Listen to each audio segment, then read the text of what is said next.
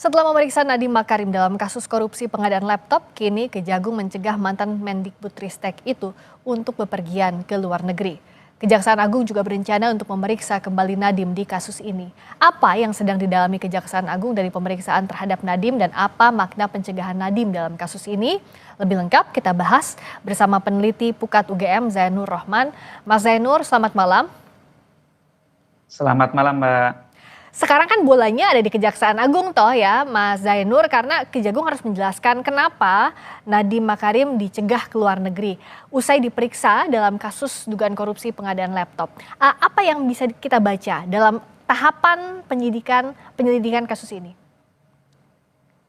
Ya, tentu saat ini tahapannya adalah penyidikan ya. Kalau sudah tahap penyidikan berarti penyidik sudah pada kesimpulan telah terjadi tindak pidana, Mbak. Namun yang harus dilanjutkan adalah siapa tersangkanya. Nah, itu dia. Pemanggilan kepada Nadiem ini adalah untuk mengetahui informasi bagaimana dulu keputusan untuk menggunakan Chromebook itu diambil. Jadi kan dulu di dalam tim kajian awalnya adalah direkomendasikan Windows, tetapi diubah menjadi Chrome. Bagaimana perubahan rekomendasi itu dilakukan? Apakah misalnya karena perintah menteri ataukah perintah siapa, begitu ya? Ya. Jadi penyidik akan mendalami dan mungkin kemarin sudah dan akan dilanjutkan di beberapa hari ke depan untuk mendalami bagaimana pengambilan keputusan itu dilakukan dan kemudian siapa saja yang kemudian mengambil keputusan, apa ada atau tidak misalnya konflik kepentingan di dalam pengambilan keputusan tersebut, siapa yang diuntungkan, siapa yang dirugikan, itu Mbak kurang lebih. Mas Zainur, kalau kita selalu membahas dan juga yang kita pelajari bersama soal tindak pidana, apalagi bicara soal tahap penyidikan, artinya kan sudah ada tindak pidananya seperti yang tadi Mas Zainur sampaikan, tapi belum dibuka siapa tersangkanya. Dengan pola konstruksi kasus seperti ini, apa yang sebenarnya harus dijaga Kejagung agar tidak ada persepsi publik yang dikaitkan dengan kepentingan tertentu misalnya? Ya, tentu memang biasanya kan sekarang proses penegakan hukum pidana itu sebelum menetapkan seseorang sebagai tersangka harus didahului dengan pemanggilan sebagai saksi, pemanggilan untuk dimintai keterangan mengenai keterlibatan dirinya. Nah, ini tentu saat ini belum ada tersangkanya, Mbak. Kalau belum ada tersangka, tentu tidak boleh ya adanya praduga-praduga yang menjurus kepada siapapun, termasuk kepada Nadiem Makarim gitu ya. Sehingga menurut saya kejaksaan ya harus profesional, harus menghindari memberikan informasi yang bisa mengarah menyudutkan kepada seseorang. Publik termasuk jurnalis juga harus menjaga presumption of innocent. Kejaksaan para penyidiknya juga harus menjelaskan kepada publik ya dalam batas tertentu yang diizinkan oleh undang-undang, tetap diperlukan transparansi. Mengapa kasus ini dikatakan adalah kasus tindak pidana korupsi? Berarti kan di situ ada perbuatan melawan hukum atau menyalahgunakan kewenangan, ada memperkaya diri sendiri atau orang lain, dan ada kerugian keuangan negaranya, ya kan, Mbak? Sehingga di sini yang publik ingin ketahui adalah perbuatan melawan hukum seperti apa, ya, atau penyalahgunaan kewenangan seperti apa yang dilakukan sehingga kemudian ini disebut sebagai tindak pidana korupsi. Misalnya, gitu ya Mbak ya, misalnya ternyata ada aturan pengadaan barang dan jasa yang dilanggar, atau misalnya ada penggunaan kewenangan yang tidak sesuai dengan aturan. Apakah itu misalnya melampaui kewenangan, tanpa dasar kewenangan, mencampur adukan kewenangan, sehingga publik bisa memahami, oh memang ini adalah sebuah tindak pidana korupsi. Dan yang publik sebenarnya dari awal pertanyakan kan Mbak, dari pengadaan laptop dari zaman dulu itu kan soal harga gitu ya. Kenapa sih harganya sekian puluh juta, padahal kalau kita baca di loka pasar swasta, itu harganya ada yang berkisar di harga 4 juta. Nah kan publik waktu itu mendapatkan informasi Mbak, bahwa ada pihak-pihak yang diuntungkan. Nah itu kan sejauh ini kita belum dengar tuh apakah pihak-pihak yang diuntungkan itu sudah diperiksa setidak-tidaknya, yaitu mereka-mereka dan siapa-siapa saja yang diperiksa terkait itu ya Mas ya? Betul. Dan kalau juga yang jadi pertanyaan pemeriksaan ulang terhadap Nadiem Makarim agar tidak menjadi bola liar, karena kan bisa jadi ada asumsi apakah akan ada peningkatan status atau sudah ada tersangka yang terkait, siapa yang menuju ke situ, itu bagaimana Mas Zainur? Ya, transparansi dari kejaksaan itu dibutuhkan, itu yang pertama. Yang kedua, soal apakah akan peningkatan status tersangka, sudah pasti ada. Soal siapanya itu yang kita tidak tahu begitu ya. Kenapa pasti akan ada peningkatan status dari saksi menjadi tersangka? Karena kan sudah diyakini ada tindak pidana.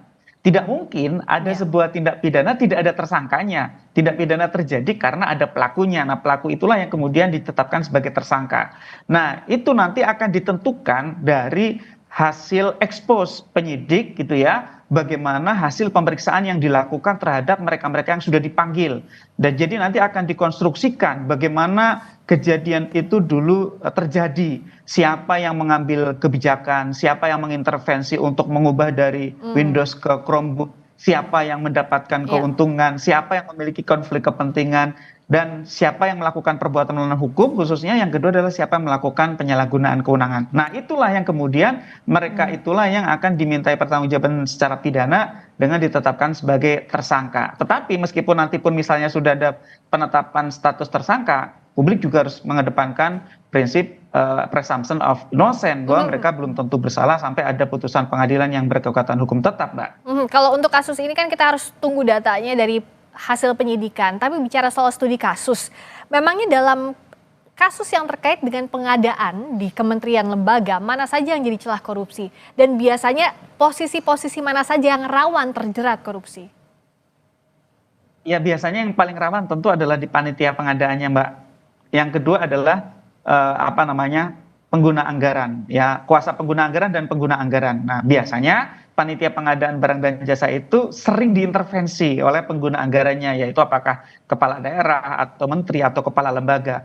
Mereka sebenarnya misalnya sudah on the track mengikuti aturan, mengikuti prosedur, tetapi biasanya ada petunjuk-petunjuk tuh dari pejabat tertingginya. Oh jangan begitu tetapi begini. Nah itu kan merupakan satu bentuk penyalahgunaan kewenangan. Nah penyalahgunaan kewenangan kalau itu mengakibatkan kerugian keuangan negara, menguntungkan diri sendiri atau orang lain, dijerat dengan pasal 3 Undang-Undang Tipikor, Mbak. Sehingga ya biasanya memang risiko-risiko korupsi di dalam pengadaan barang dan jasa di kementerian, lembaga atau daerah itu tidak lepas dari peran dari panitia pengadaan dan biasanya ada pejabat tertinggi di tempat itu, sehingga itu yang biasanya didalami oleh penyidik bagaimana proses pengadaan itu dulu dilakukan, direkonstruksi kembali, kemudian bisa terlihat siapa yang bermain, siapa yang mendapatkan keuntungan, siapa yang kemudian harus dimintai pertanggungjawaban secara pidana, Mbak. Nah terakhir, agar kasus ini terang, kita tahu lah kalau penyidik dalam melakukan penyidikan pasti tidak semua informasinya bisa dibuka ke publik. Tapi untuk menjaga transparansi agar tidak ada asumsi di publik, bagaimana Kejagung bisa memberikan informasi yang sejelas mungkin? Yang menurut saya yang pertama itu tadi, Kejagung perlu menjelaskan gitu ya, bentuk pelanggaran seperti apa yang terjadi di dalam pengadaan Chromebook itu. Itu yang pertama, Mbak. Yang kedua, bentuknya ya. ada atau tidak tuh, ya misalnya aliran-alirankah misalnya, kan dalam kasus-kasus yang lain ya, saya tidak bicara kasus ini, biasanya itu kenapa seorang pejabat itu menyeleweng?